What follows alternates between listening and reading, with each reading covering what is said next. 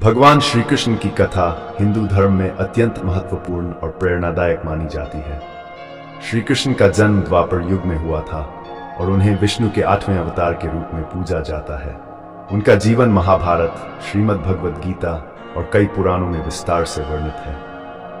श्री कृष्ण का जन्म कंस, मथुरा के राजा, अत्याचारी और क्रूर था। एक दिन आकाशवाणी हुई कि उसकी बहन देवी का 8वां पुत्र उसकी मृत्यु का कारण बनेगा।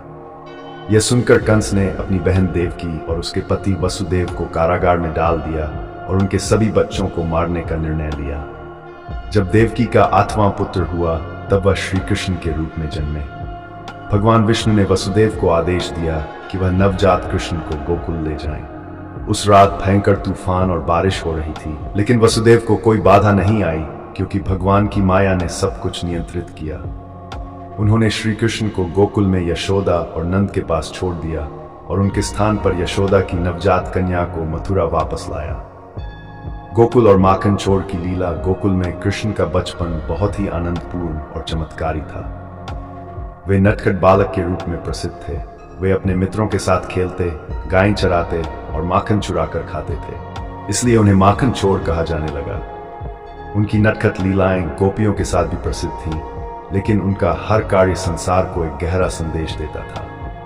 कालिया नाग और अन्य असुरों का वध। गोकुल में रहते हुए श्री कृष्ण ने कई असुरों का वध किया जो कंस ने उन्हें मारने के लिए भेजे थे।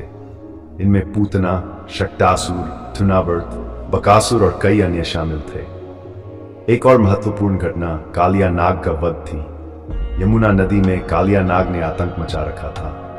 श्री कृष्ण ने उस नाग के फनों पर नृत्य किया और उसे परास्त किया, जिसके बाद वह नदी से चला गया और यमुना फिर से निर्मल हो गई। गोवर्धन पर्वत की लीला। इंद्रदेव से नाराज होकर कृष्ण ने गोपों को गोवर्धन पर्वत की पूजा करने के लिए कहा। इंद्र ने गोकुल पर भयंकर वर्षा शुरू कर दी। तब कृष्ण ने अपनी छोटी उंगली पर गोवर्धन पर्वत उठाकर पूरे गांव की रक्षा की। इस घटना के बाद इंद्र ने श्री कृष्ण की महानता को स्वीकार किया और उनसे क्षमा मांगी। मथुरा में कंस का वध। कृष्ण और उनके बड़े भाई बलराम को कंस ने मथुरा बुलाया। यहाँ पर उन्होंने मल्लयुद्ध में अपने बल का प्रदर्शन किया और अंततः कंस का वध कर मथुरा को उसके आतंक से मुक्त किया। इसके बाद कृष्ण ने उग्रसेन को मथुरा का राजा बनाया। महाभारत और भगवद गीता। श्री कृष्ण का सबसे महत्वपूर्ण योगदान महाभारत में देखा गया। जब कौरवों और पांडवों के बीच युद्ध की स्थिति बनी तब अर्जुन को धर्म संकट हुआ।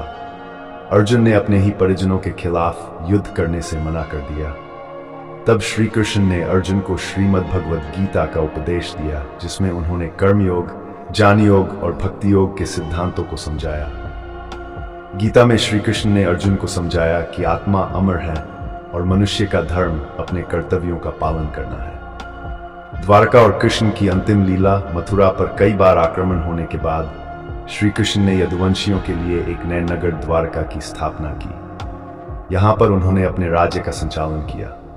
अंत में जब उनका धरती पर अवतार समाप्त होने का समय आया तो एक शिकारी के तीर से उनकी मृत्यु हुई, जो अनजाने में उनके पैर में लगा। इसके बाद उन्होंने धरती से अपने अवतार को समाप्त कर विष्णुलोक लौटने का निर्णय लिया। श्री कृष्ण की लीलाएं अनंत है और उनके जीवन से हमें धर्म, कर्म, सत्य और भक्ति का महत्वपूर्ण संदेश मिलता है। उनके उपदेश और कथाएं आज भी मानव जीवन को मार्गदर्शन देती है। दोस्तों, मैं ये वीडियो बहुत ही मेहनत से बनाई है। प्लीज़ वीडियो को लाइक शेयर ज़रूर करें और साथ ही हमारे चैनल को सब्सक्राइब, लाइक, शेयर ज़रूर करें। धन्यवाद।